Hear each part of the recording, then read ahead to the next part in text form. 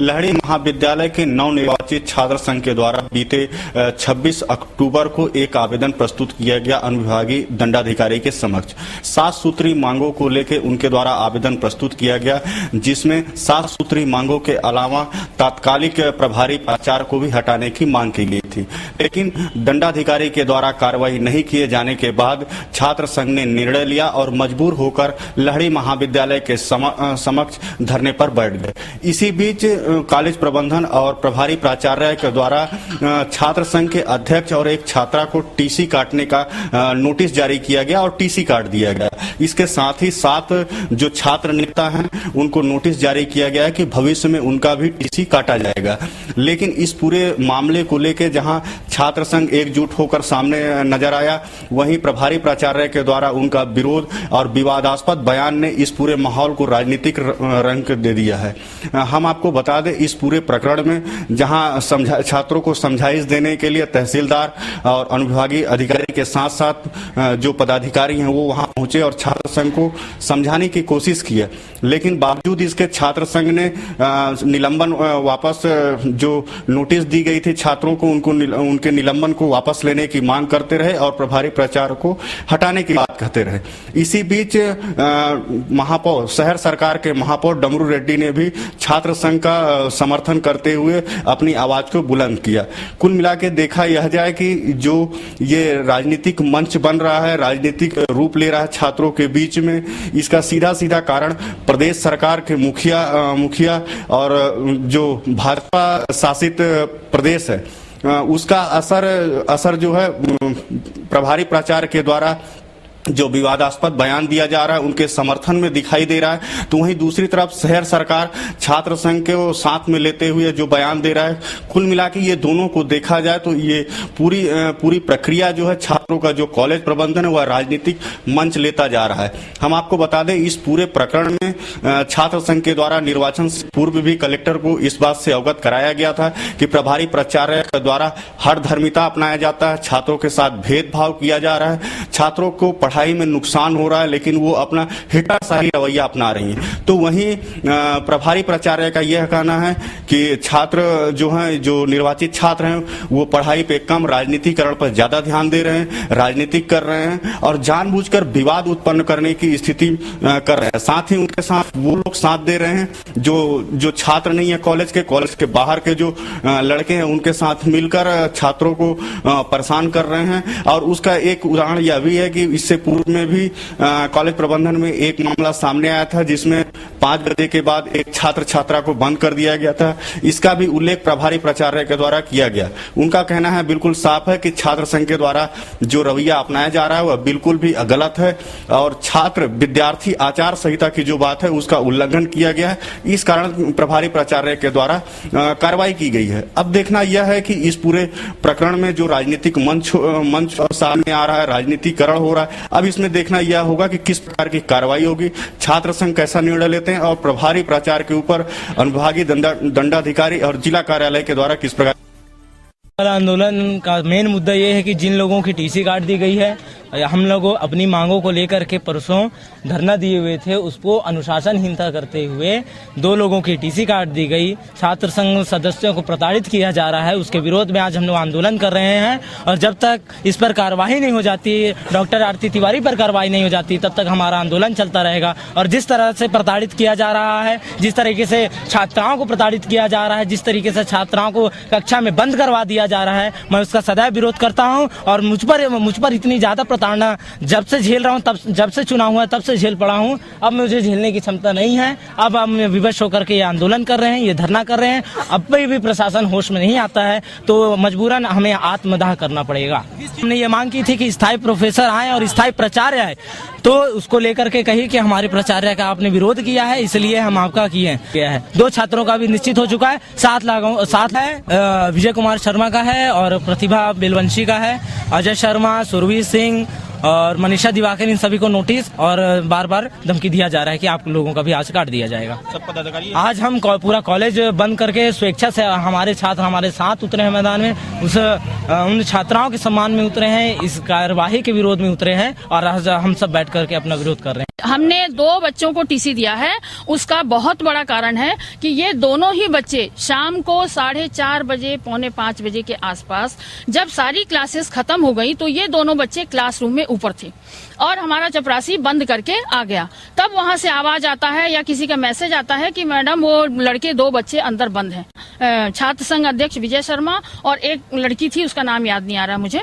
तो ये दोनों, फिर हमने टीआई साहब को फोन किया और सबको, उनके गार्जियन को बुलवाया कि आप आके देख लें, क्योंकि वहाँ पढ़ाई 2:30-3 बजे के बाद वो ब्लॉक पूरा खाली हो जाता है। कार्यालय हमारा खुला रहता है और 2:30 बजे के बाद, 3 बजे के बाद जब क्लासेस बंद हो जाती हैं तो हम लोग उस विंग को बंद कर देते हैं। मैं सक्षम हूँ टीसी निकालने के लिए कि अगर महाविद्यालय का छात्र अनुशासनहीनता करता है तो उसे महाविद्यालय से निष्कासित किया जाएगा। विद्यार्थी आचरण संहिता मैं आप लोग को उपलब्ध करा दूंगी, आप स्वयं अध्ययन कर लें। और मैंने अगर गलती किया है तो ये कोर्ट में चले जाएं, हमारे उच्च अधिकारियों से हमारी शिकायत करें। एसडीएम साहब, कलेक्टर साहब, सबसे मेरा निवेदन है कि वो आके मामले की जांच करें और सच्चाई जनता के सामने लाएं। आपके माध्यम से सच्चाई जनता के सामने आएगी। हमारे छात्र जो पढ़ने आते हैं उन्हें पढ़ने नहीं दिया जा रहा है, महाविद्यालय को राजनीतिक अखाड़ा बनाया जा रहा है, इसका मुझे बहुत कष्ट है। निर्वाचित छात्र संघ पदाधिकारियों के साथ प्रभारी प्रिंसिपल के द्वारा इस तरह से दुर्व्यवहार करना, पक्षपातपूर्ण रवैया अपनाना, चुनाव से पहले ही इनका इस तरह का कारनामा उजागर हो रहा था। हमारे ये जो छात्र संघ के पदाधिकारी हैं, चुनाव से पहले ही माननीय कलेक्टर से इस पूरे विषय को लेकर मुलाकात करके अपना पक्ष रखा था। वो कलेक्टर से मिलना इस प्रिंसिपल के ऊपर इतना नागवार गुजरा कि ये तरह तरह के आरोप और प्रताड़ना के दौर से गुजारकर इन बच्चों के साथ अन्याय कर रही हैं। और आज हमें सुनकर बहुत आश्चर्य हुआ कि ये किसी निर्वाचित छात्र संघ के अध्यक्ष का टीसी काट दी, उनके ऊपर तरह तरह के ब्लेम लगा रही हैं। ये बहुत शर्मनाक बात है। एक प्रभारी प्राचार्य के द्वारा अपने ही महाविद्यालय के बच्चों के साथ, उसमें भी छात्र संघ के निर्वाचित अध्यक्ष के साथ इस तरह का दुर्व्यवहार ये कतई बर्दाश्त नहीं किया जा सकता। ये लोकतंत्र की खुली हत्या है। भारत सरकार द्वारा नियुक्त 4 सदस्यीय केंद्रीय दल के अधिकारी आज कोरिया जिला पहुंचे। कोरिया जिला में उन्होंने बैकुंठपुर और खड़गवां के मनसुख, बंजारीडांड, रतनपुर, बरदर और सलवा का दौरा किया। अध्ययन के दौरान किसानों से उन्होंने जानकारी ली, किसानों के फसलों को कितना नुकसान पहुंचा है और इस सूखे की स्थिति से निपटने के लिए और सुझाव और बचाव और बाकी जो उनको किसानों को दिया जाना है शासन के द्वारा, जो नुकसान हो रहा है उसको समझाने के लिए 4 सदस्यीय टीम कोरिया जिला पहुंची थी। कोरिया के खड़गवां में अध्ययन करने आई 4 सदस्यीय टीम ने मौके पर जब जायजा लिया तो उनको भी लगा कि सूखे की मार से किसान काफी परेशान हैं। और उन्होंने किसानों को जानकारी देते हुए बताया कि जिसका प्रति हेक्टेयर अगर जमीन है तो उसको 1350 रुपए, और जो सिंचाई वाले क्षेत्र हैं और जो सिंचित जगह नहीं है, सिंचित जमीन नहीं है, वहां पर 650 रुपए, और जो 100 स्क्वायर मीटर की जमीनें हैं, जिन किसानों की कुछ कम जमीनें हैं, उनको भी 650 रुपए के आसपास सरकार के द्वारा सूखे की मार से निपटने के लिए किसानों को प्रदाय किया जाएगा। कुल मिला के अधिकारियों का मकसद ये है कि जो इस बार सूखे की स्थिति आई है, जो किसानों को नुकसान हो रहा है, जो उसमें लागत लगा रहा है, उनका कम से कम कुछ अंश सरकार उनको दे सके। इसके साथ ही अध्ययन दल के जो अधिकारी थे, उन्होंने मौके पर जो जायजा लिया उसमें धान की फसलों में उन्होंने कहा कि जो अभी वर्तमान में बारिश हुई है उससे भी कोई खास फर्क नहीं पड़ेगा, और इससे पूर्व जो धान पक गए हैं, जिनकी कटाई हो चुकी है, उसमें भी जो उन्होंने देखा तो उसमें दाने नहीं थे। कुल मिला के धान की फसल का काफी नुकसान हुआ है, और आने वाला जो फसल है गेहूं का, उसमें भी नुकसान की अंदेशा जताया जा रहा है। इसी उद्देश्य से भारत सरकार द्वारा नियुक्त 4 सदस्यीय टीम कोरिया जिला का अध्ययन किया और अध्ययन के बाद किसानों को समझाइश देने का प्रयास किया और सूखे की स्थिति को भारत सरकार को, प्रदेश सरकार को इससे अवगत कराएगी। अब इनको मिलता है पर हेक्टेयर के हिसाब से 2 रेट है। एक 13,500 रुपये पर हेक्टेयर जो इरिगेटेड एरिया है, जहाँ सिंचाई होती है, वहाँ पर 13,500 के हिसाब से उस किसान को मिलेगा। और जो अनइरिगेटेड है उसमें 6,500 के हिसाब से। लेकिन इसमें भी सरकार ने कुछ प्रतिबंध लगाया है।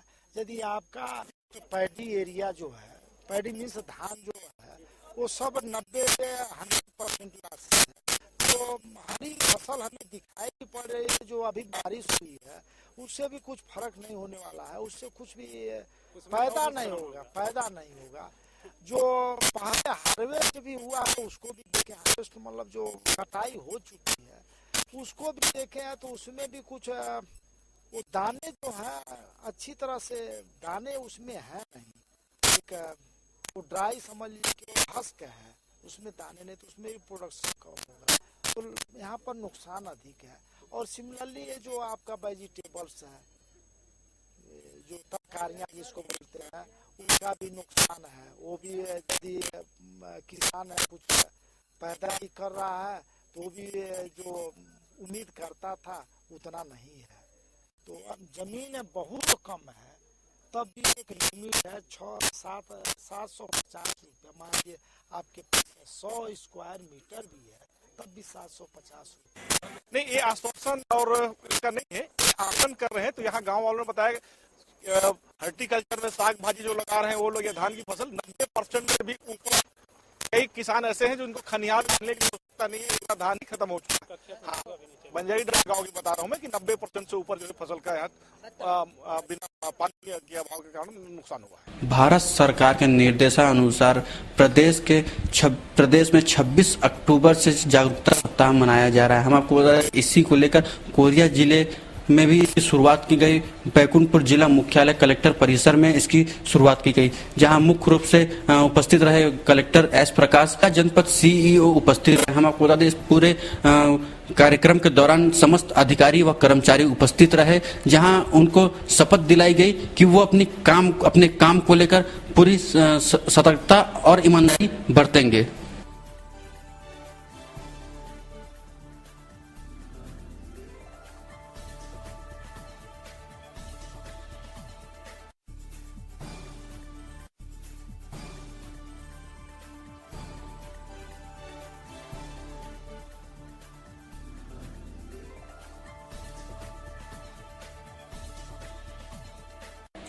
सूखे की स्थिति से निपटने के लिए भारत सरकार के 4 अधिकारियों का दल कोरिया जिला पहुंचा। हम आपको बता दें, कोरिया जिले पहुंचकर वो कलेक्टर एस प्रकाश के साथ पूरे जितने भी कोरिया जिले में समस्त गांव हैं वहां वो सूखे का जायजा लेने पहुंचे और उन किसानों को समझाइश दी कि उनके हुए फसल के नुकसान की भरपाई सरकार किस तरह से और कितना उनको किया जाएगा। तो वहीं रफीक की फसल की भी उन्होंने पूरा जायजा लिया और किसानों को बताया कि उनके द्वारा जो फसल लगाई गई थी, जो नुकसान हुआ है उनको किस प्रकार से उनको राशि दी जाएगी और पूरे नुकसान के उनको कैसे सरकार के द्वारा भरपाई की जाएगी। तो वहीं इस पूरे सूखे की जायजा लेने के बाद वो राज्य सरकार और केंद्र सरकार को पूरी रिपोर्ट वो पेश करेंगे।